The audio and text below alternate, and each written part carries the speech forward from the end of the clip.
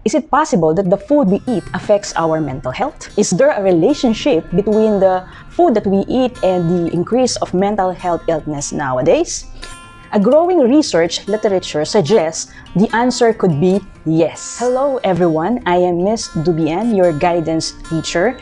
In my previous video, I talked about the importance of quality sleep in taking good care of our mental health. Madalas natin ngayon pinag-uusapan ang kahalagaan ng ating mental health at kung paano natin aalagaan ang ating kalusugang pangkaisipan.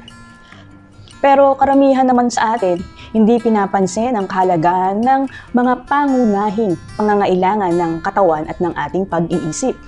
Gaya na lamang ng sapat na tulog at masusustansyang pagkain. Minsan, kailangan lang nating balikan ang pangunahin o basic na pangangailangan ng ating katawan upang matugunan anuman ang suliranin na kinahaharap ng ating kalusugang pangkatawan at pangkaisipan. By the way, kung hindi nyo pa napapanood ang mga videos ko tungkol sa kahalagaan ng sapat at maayos na tulog at papaano natin mapapabuti ang ating tulog, makikita nyo sa baba ang link or mag-a-appear ito sa taas dito banda. Now, if it's your first time to watch my videos, I make mental health awareness and self-improvement and educational videos. If you haven't subscribed to my channel, click now the subscribe button and the bell button for notification. Going back to my topic, in this video, pag-uusapan naman natin kung may epekto nga ba ang kinakain natin sa ating mental health. Kung ito man ay may epekto, ano ang mga dapat nating kainin para sa ikabubuti ng ating kalusugang pangkaisipan? Let's begin! We are all familiar with this saying that you are what you eat. Everything you choose to eat becomes a part of your being. The food and drinks you serve as your fuel as you consume it to get you going and determine the types of nutrients in your system. Thus, it will have an impact on how well your body and mind function. Therefore, eating nutritious foods make our body healthy. More research findings that consuming them is good for the brain and our mental health too. This knowledge is giving rise to a concept called nutritional or food psychiatry.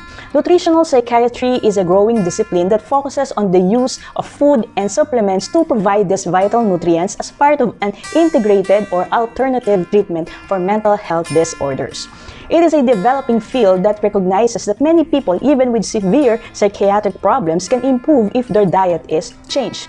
In the US, the National Institute of Mental Health estimates that nearly 1 in 5 adults of 47 million Americans experienced a mental illness in 2017, of which 11 million were living with a serious mental illness. Depression causes more lost workdays and impairment than arthritis, asthma, back pain, or diabetes. In the Philippines, mental illness is the third most common disability, and around 6 million are estimated to live with depression or anxiety, making the country with the third highest rate of mental health problems in the Western Pacific region. Kapansin-pansin naman talaga ang pagtaas sa pagkonsumo ng mga processed foods or mga ready-to-eat and instant food sa panahon natin ngayon. It's so convenient naman talaga, lalo na kung nagmamadali ka, papasok sa trabaho at matatraffic ka. Marami ka nang madadaanan ng mga fast food chains and anytime you can dine in or you can take away. Pero mapapansin din natin ang paglabas ng iba't ibang sakit. Hindi lang ito mga physical ailments, also mental health problems. Posible nga kaya na isa sa mga dahilan ng problema na ating nararanasan sa kalusugang pangkaisipan ay sanhi ng pagkain ng mga unhealthy foods. Felice Jaca, president of the International Society for Nutritional Psychiatry Research, stated, "A large body of evidence now exists that suggests diet is as important to mental health as it is to physical health. A healthy diet is protective and an unhealthy diet is a risk factor for depression and anxiety." Therefore, studies suggest that a lack of essential nutrients is known to contribute to the onset of poor mental health in people suffering from anxiety and depression, bipolar disorder, schizophrenia, and ADHD. Moving on, what are the foods that are not good for our mental health? Dr. Maxine Darish-Raden, a complementary and integrative medicine physician with Southern Medical Foundation, stated that one of the biggest health impairments is society's reliance on processed foods, or also known as ultra-processed food. Industrial recipes that are practical, ready to eat, and palatable, and which consumption has drastically increased over the past decades. While processing ensures improvement of food availability, digestibility, short-term safety, transportability, and storage life, processed food is often energy-dense, mostly are high in fat, sugar, flour, and salt, but poor in micronutrients. Thus, they may have a potential harmful role on health.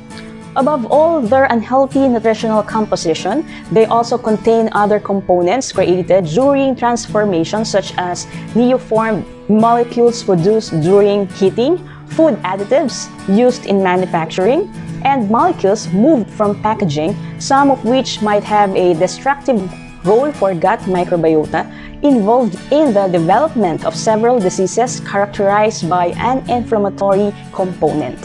Why our gut or gastrointestinal tract is important in our mental health. The gut microbiome is the home base for the bacteria in your digestive tract which help you break down food and turn nutrients into things your body can use. The kind of bacteria you have in your gut indicates the health of your gut. Therefore, the health of your gut influences the health of your whole body, including your brain. The inflammatory response starts in our gut and is associated with the lack of nutrients from the food we eat and which are all essential for the optimum functioning of our brain. Sa kasalukuyan, hindi na lingid sa kaalaman ng marami na ang mga mental health conditions ay sanhi din ng pamamaga sa ating utak at nagiging dahilan ng pagkasira o pagkamatay ng ating brain cells. Sugar and processed foods can lead to inflammation throughout the body and brain, which may contribute to mood disorders, including anxiety and depression. Moreover, sugar suppresses the activity of a hormone called BDNF or brain-derived neurotrophic factor, which is low in individuals with depression. BDNF is an important neurochemical that is active in many areas of the brain. It plays a role in many crucial functions such as promoting the survival of our nerve cells, neuroplasticity, growth, and differentiation of new neurons and synapses. Data from longitudinal research show an association between progressively higher dietary glycemic index, diets containing high amounts of refined carbohydrates and sugars, and the incidence of depressive symptoms. Clinical studies have also shown potential causal effects of refined carbohydrates on mood. Experimental exposure to diets with a high glycemic load in controlled settings increases depressive symptoms in healthy volunteers with a moderately large effect. A study of 120 children and adolescents consuming fast food, sugar, and soft drinks was associated with a higher prevalence of diagnosed attention deficit hyperactivity disorder or known as ADHD. A study using the data from Nutrinet Santé cohort in France investigated the association between UPF or the ultra-processed food in the diet and the risk of depressive symptoms. The sample included 20,380 women and 6,350 men ages 18 to 86 years without depressive symptoms at the first Center for Epidemiologic Studies Depression Scale measurement. The proportion of UPF in the diet was computed for each subject using the NOVA classification applied to dietary intakes collected by repeated 24-hour dietary records. The study found a positive association between the UPF in the overall diet and the risk of incident depressive symptoms. Positive associations were also found for beverages and sauces or added fats when UPF in the food groups was investigated. Kaya children, hinay-hinay tayo sa milk tea, mocha frap, smoothies, and any processed foods, lalo-lalo na yung mga matataas sa sugar. But wait, meron pa. Teenagers who consumed a poor diet consisting mainly of junk and processed foods are more likely to suffer from mental health problems such as depression and anxiety than those who eat healthier diets. A study published in PLOS ONE, a science journal website, analyzed the diets and mental health of 3,040 Australian teens aged 11 to 18 in 2005 and 2006. And then again, 2 years later. And they found that even after accounting for factors such as socioeconomic status, smoking, and weight, those with better diets tended to have better mental health after 2 years. A similar study of 7,114 adolescents aged 10 to 14 years old, published in the Australian and New Zealand Journal of Psychiatry, found that greater self-reported consumption of unhealthy foods was associated with increased odds of self-reported depression. Literature research was conducted searching Medline and M-based databases up to September 2016.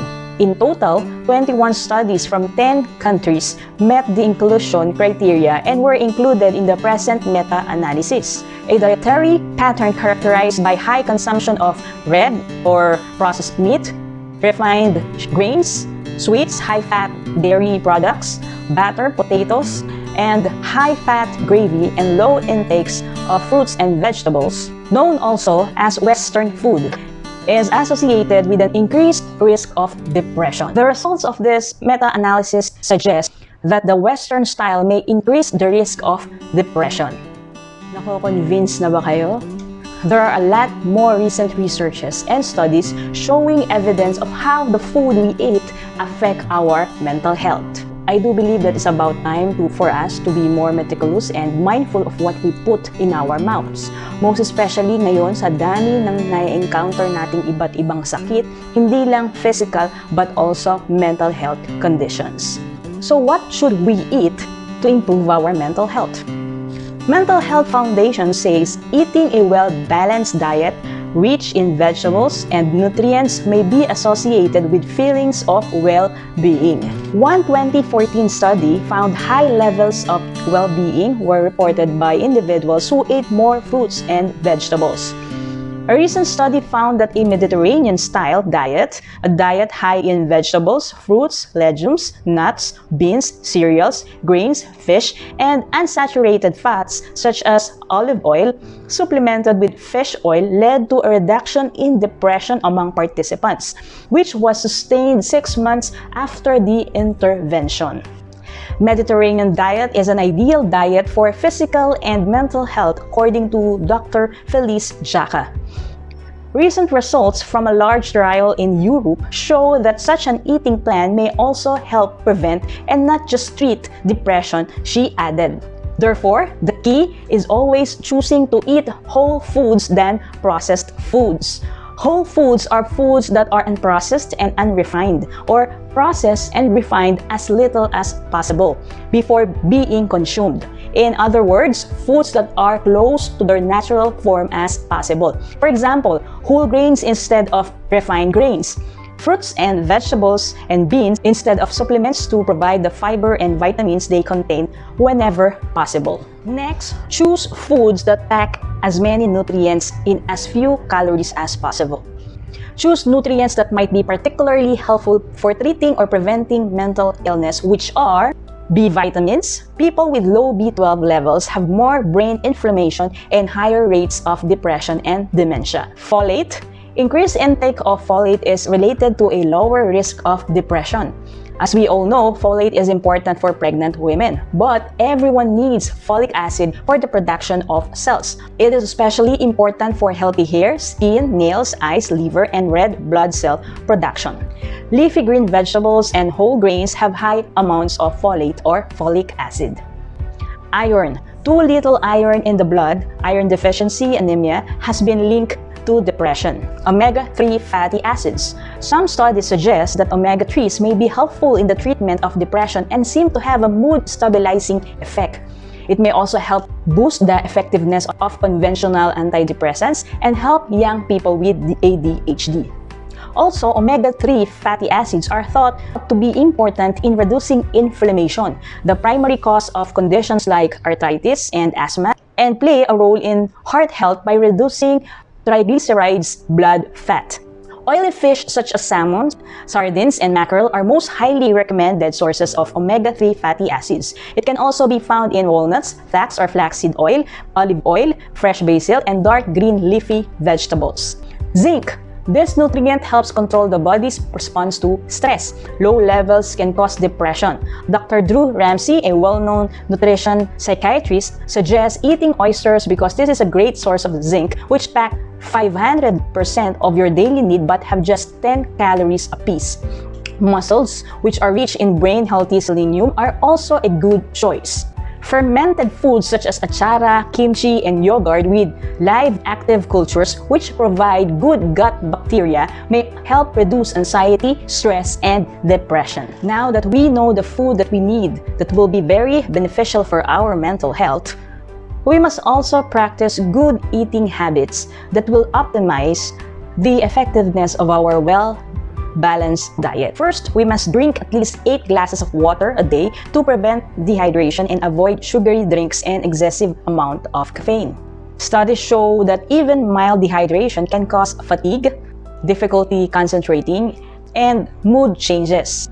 Sugary drinks have empty calories, and caffeine in excess can trigger panic attacks in people who have anxiety disorders. Second, instead of skipping, practice eating a heavy breakfast.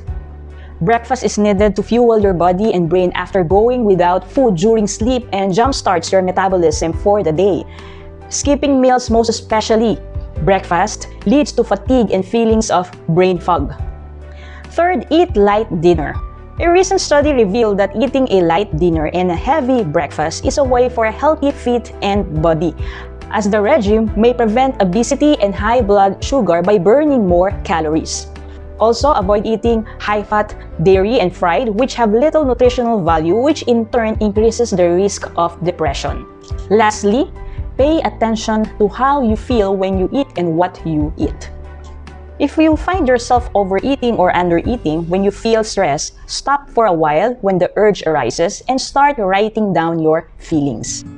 By doing this, you may understand the reason what's bothering you. If you don't feel eating, try to eat small, frequent meals to prevent exhaustion, because poor diet during periods of stress and depression only makes matters worse. Filipinos are food lovers. Lahat ng kainan, handaan, basta may pagsasaluhan na masasarap na pagkain, hindi natin yan uurungan. Lalo ngayon, mahirap yatang hindi kumain sa fast food chains or restaurants. Hindi ko yata kayang hindi magkape, paminsan-minsan sa Starbucks. And wow, ang sarap ng cakes and pastries ng Contis, Red Ribbon, Jayco Donuts, at marami pang iba. Parati lang nating tatandaan, without our mind and our body, at iisa lang ito, we will not enjoy all the good food and good things we are experiencing in our lives. Therefore, our top priority is to take good care of our body and our mental health. So how are we going to take care of our body and most especially our mental health? In this video, we talk about that eating nutritious food and a well-balanced diet will make our body healthy as well as our mental health. I hope you learned a lot on this topic. Like this video, comment below, and share it with your friends and family. Subscribe for more mental health and self-help educational videos. Thank you for watching. Till then, and have a blessed weekend.